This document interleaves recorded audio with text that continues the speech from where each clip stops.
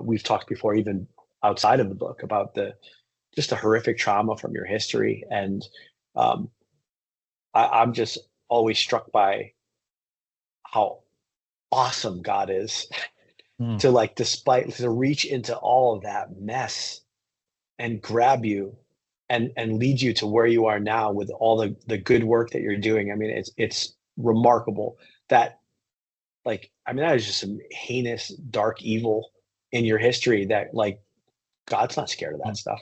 He'll walk mm, right into the door of that room to get you, to pursue you there.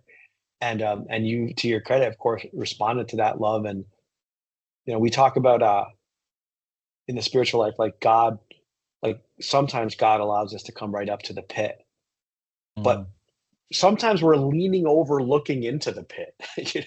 That's what I was struck by with your book. Is like, you saw it. I mean, you saw some really dark things, and it all made internal logical sense that you ended up where you were in prison, mm, and suicide thoughts and things like that.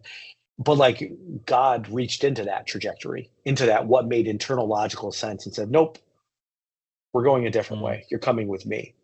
And this is what I mm, meant. This is kind of what I was saying before about how God enters into our family system and doesn't do the same thing.